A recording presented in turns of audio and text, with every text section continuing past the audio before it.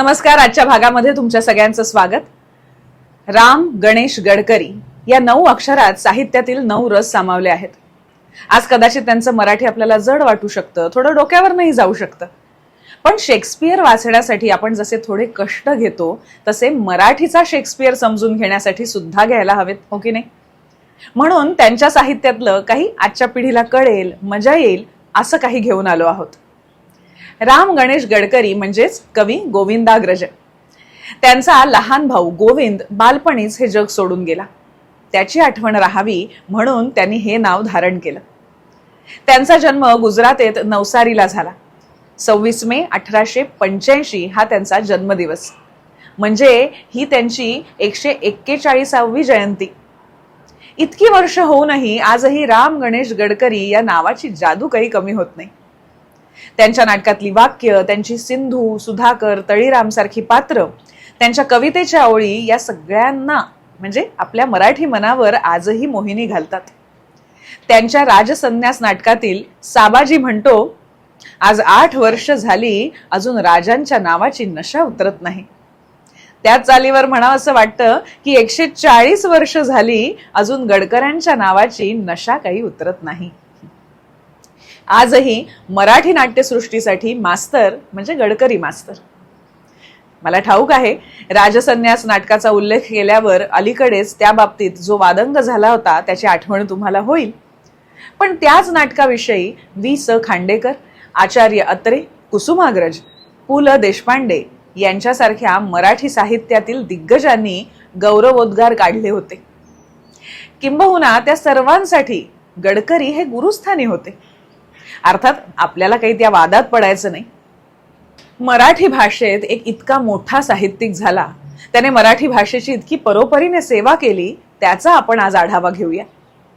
गुणी बाळ असा जागसी कारे वाया, नीज रे नीज शिवराया ही गोविंदाग्रजांनी लिहिलेली अंगाई. ते त्या गीताला पाळणा म्हणत. मंगल देशा पवित्र देशा महाराष्ट्र देशा, प्रणाम घ्यावा माझा श्री महाराष्ट्र देशा. हे महाराष्ट्र गीत त्यांच्याच लेखणीतून साकार झालेलं. कठीण कठीण किती पुरुष हृदय बाई, नाचतना गगनात भासे जनात राया यासारखी नाट्यगीत आणि प्रभुपदास नमित दास सारखी नांदी आजही रसिकांच्या स्मरणात आहे. पुण्यप्रभाव या नाटकाच्या प्रस्तावनेत स्वतः गडकरी मास्तर लिहितात, किर्लोस्कर संगीत नाटक मंडळीच्या नाटकगृहात रसिकांची दरवाजावर सेवा करीत असलेल्या व्यक्तीस निराळ्या नात्याने रसिकांची नाटककार म्हणून सेवा करताना पाहून आश्चर्य वाटेल.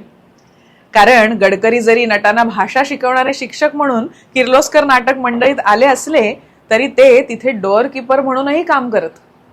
असं म्हणतात की त्यांना मास्तर म्हणून महिना 5 रुपये पगार होता आणि डोअर कीपर म्हणून 12 रुपये मिळत.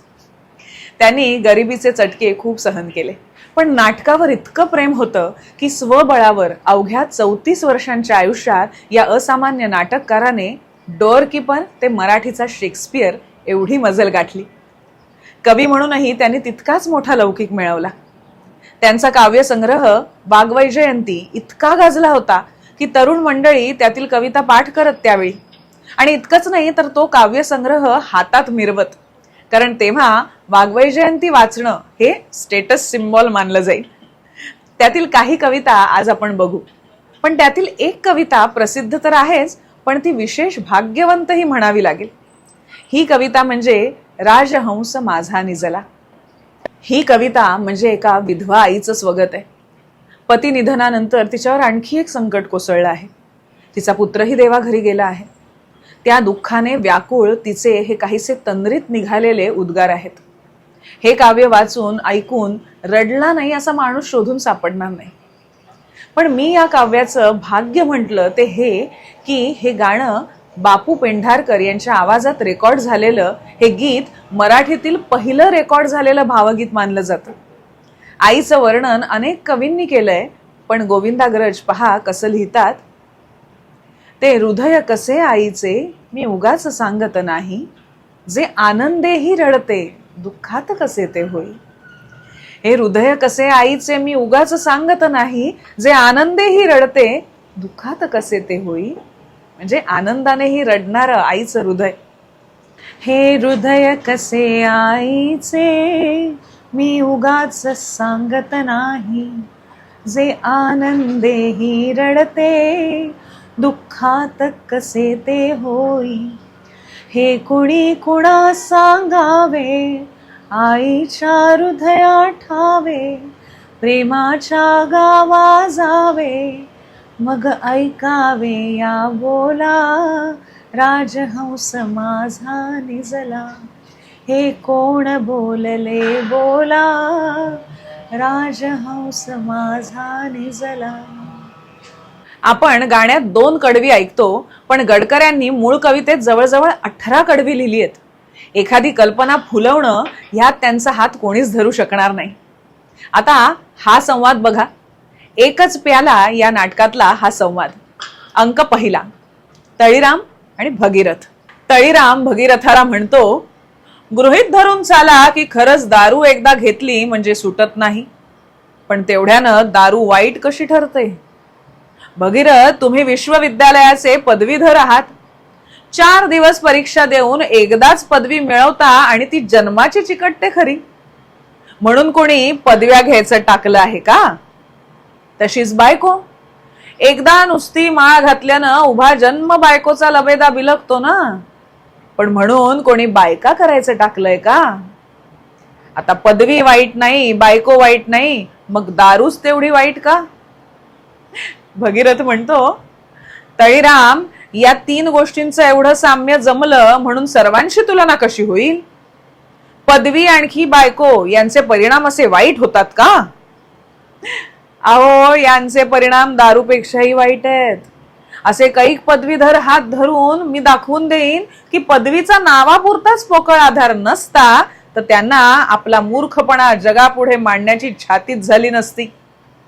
दारूबाजाचं बरळणं दुसऱ्याला उमजत नाही हे खरं, पण पदवीधराची बाष्कळ बडबड तर त्याची त्याला सुद्धा कळत नाही. आणि प्रेमात काय जीव आहे. प्रेमापेक्षा मदिरा प्रत्येक बाबतीत श्रेष्ठ आहे. पहा, प्रेमात राजा सुद्धा गुलाम होतो, पण मदिरेत गुलाम सुद्धा अगदी राजासारखा स्वतंत्र होतो. प्रेम भीक मागायला शिकवतं तर मदिरेच्या जोरावर सगळ्या जगाला लाथ मारता येते. प्रेमामुळं काही सुचेन असं होतं, तर मदिरेमुळे कल्पनाशक्ती अनिवार्य वाढते. अहो, फार कशाला, प्रेमानं फार झालं तर एखादी मदिराक्षी मिळवता येईल, पण दारू पिऊन डोळे लाल झाले म्हणजे स्वतःलाच मदिराक्ष बनता येतं. एकच प्याला नाटकातील पहिल्याच प्रवेशात एका वाक्यात संपूर्ण नाटकाचं सार सांगितलंय. रामलाल, सिंधूचा भाऊ, परदेशी जायला निघाला म्हणून अस्वस्थ असलेल्या सिंधूची समजूत घालताना सुधाकर म्हणतो, सर्वांचं सर्वतोपरी रक्षण करण्याची जबाबदारी सर्व समर्थ परमेश्वरावर आहे. सिंधू, तो अनुकूल असला पाहिजे, म्हणजे हजारो कोसांवरच्या खवळलेल्या महासागरात सुद्धा तुझ्या प्रयत्नांन वाचून रामलाल सुरक्षित राहील. आणि प्रभूची कृपा एकदा फिरली म्हणजे तुझ्या डोळ्यात देखत इथल्या इथं तुझे आटोकाट प्रयत्न चालू असता महासागर नको, तलाव सुद्धा नको, तो सामर्थ्यवान प्रभू मला एखाद्या लहानशा पेल्यात सुद्धा बुडवून टाकील. हा संवाद ऐकताना प्रेक्षकांचं काय होत असेल ना, आपण कल्पनाच करू शकतो फक्त. म्हणूनच तर एकच प्याल्यासारखं नाटक पुन्हा पुन्हा अगदी आजच्या नटांना सुद्धा करून पाहावंसं वाटतं. आता गडकरी माणूस म्हणून कसे होते. ज्यांच्याविषयी सगळ्यात जास्त किस्से प्रसिद्ध आहेत असे साहित्यिक म्हणजे गडकरी. एकतर आपल्या अल्प आयुष्यात त्यांनी लिहिलेली अजरामर नाटकं, तितकेच दर्जेदार काव्य आणि विनोदी लेखन हे मुळात गारुड घालणार. त्यात त्यांची बुद्धिमत्ता, विक्षिप्त स्वभाव, त्यामुळे त्यांच्याविषयी अनेक आख्यायिका प्रसिद्ध झालेल्या दिसतात. पण एका वाक्यात सांगायचं तर ते जीवाला जीव देणारे मित्र होते. 136 कसबा पेठ आजही हा पत्ता मराठी साहित्यासाठी अनमोल आहे. कारण इथे राहत होते मराठी भाषेचे शेक्सपियर, प्रेमाचे शाहीर म्हणून ओळखले जाणारे शब्दप्रभू राम गणेश गडकरी अर्थात गोविंदाग्रज. त्यांच्या या चिमुकल्या माडीवरच्या खोलीत किती नाटक मंडळी, कलावंत येऊन गेली असतील याची गणती नाही. खुद्द बालगंधर्वही येऊन गेले होते. बालकवी चिंतामणराव कोल्हटकर, गणपतराव बोडस, गोविंदराव टेंबे अशी किती नावं सांगावी. नाट्य छटा लिहिणारे दिवाकर तर त्यांचे शेजारी. बालकवी आणि गडकरी या दोन कवींची मैत्री ही साहित्य विश्वातील एक अनमोल गोष्ट म्हटली पाहिजे. तेव्हा मनोरंजन नावाचं मासिक अतिशय प्रसिद्ध होतं. दोघांच्याही कविता त्यात छापून येत. जेव्हा बालकवींची निर्झरास ही कविता छापून येणार होती तेव्हा गडकरी यांनी त्यांची विरामचिन्हांनो ही कविता दिली. तशी ती फार सोपी कविता होती. गोविंदाग्रजांच्या इतर कविते इतकी चमकदार नव्हती. संपादकांनी तसं त्यांना सांगितलं तेव्हा ते म्हणाले, हे मी मुद्दामच केलं आहे.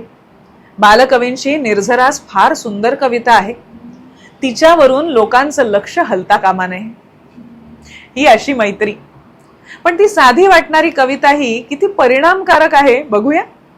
साधी विरामचिन्ह पण ती आपल्या आयुष्यातल्या एकेका स्थितीशी कशी जोडलेली आहेत ते बघा. विरामचिन्हे. जेव्हा जीवन लेखनास जगती प्रारंभ मी मांडिला, जो जो दृष्टीस ये पदार्थ सहजी वाटे हवासा मला. बाल्याची पहिली अशी बदलती दृष्टी सदा बागडे, तेव्हा स्वल्प विराम मात्र दिसती स्वच्छंद चोहीकडे. शिवाय कुतूहल किती वाटत होतं. आहे काय जगात काय तिकडे, आहे काय जगात काय तिकडे, हे कोण कोठे असे, सांगा ईश्वर कोण त्या पलीकडे, ते काय केव्हा कसे. ते पाहुनी यापरी भकत असे, दृक संशये टाकीत, सारा जीवन लेख मी करीत असे तै प्रश्न चिन्हांकित. मग आयुष्यात बायको आली, स्थैर्य आले. अर्धांगी पुढती करी वश मना शृंगार देवी नटे, अधे जीवन सार्थ होईल इथे साक्षी मनाची पटे. प्रेमाने मग एक जीव बनता भूमीवरी स्वर्ग ये, केला अर्धविराम तेथ गमले येथून हलू नये. पण हळूहळू जगण्याचं मर्म कळू लागलं. जग किती विशाल आहे हे कळलं. झाली व्यापक दृष्टी चित्त फिरले साश्चर्य विश्वांतरी, दिक्कालादी अनंत रूप बघता मी होत वेड्यापरी. सूक्ष्म स्थूलही सारखी भ्रमविती लागे मुळी अंत न, त्या काळी मग जाहले सहजची उद्गार वाची मन. आणि सरते शेवटी काय झालं. आशा प्रेम नवीन वैभव तशी कीर्ती प्रभा सद्यश, आशा प्रेम नवीन वैभव तशी कीर्ती प्रभा सद्यश, ही एक एक समर्थ आज नसती चित्त कराया वश. हे सगळं प्रेम पैसा प्रसिद्धी मिळवली तरी सर्वांचा परमोच्च संगम चिरम जेथे जाहला, सर्वांचा परमोच्च संगम चिरम जेथे जाहला देवा, पूर्ण विराम त्या तव पदी दे शीघ्र आता मला, ते शीघ्र आता मला. विरामचिन्ह आयुष्यावर असं भाष्य करतात हा विचार तरी आपल्याला सुचला असता का. बाळकराम या नावाने त्यांनी लिहिलेले विनोदी लेख इतके अप्रतिम आहेत की त्यांचा आस्वाद वेगळ्या भागात घ्यायला लागेल. प्रेमसन्यास, पुण्यप्रभाव, भावबंधन, एकच प्याला, राजसन्यास, वेड्यांचा बाजार, गर्व निर्वाण अशी नाटकं लिहून जे अजरामर झाले, अशा नाटककाराविषयी, कवी श्रेष्ठाविषयी एका भागात सांगणं अवघड नाही का. तुम्हाला आणखीन जाणून घ्यायला आवडेल का आम्हाला सांगा, तर आपण नक्की एक विशेष भाग करू त्यांच्यावर. आजचा भाग तुम्हाला कसा वाटला हेही सांगा. तुमच्या प्रतिक्रिया आमच्यासाठी महत्वाच्या असतात. हे असे वेगवेगळे विषय पाहण्यासाठी मधुरा वेलणकर साटम ही आमची YouTube वाहिनी, तिला पसंती द्या, तिचा प्रसार करा आणि तिचे सभासद व्हा. अर्थात लाईक, शेअर आणि सबस्क्राईब करा. पुन्हा भेटूया पुढच्या भागामध्ये एका नव्या गोष्टीसह. धन्यवाद.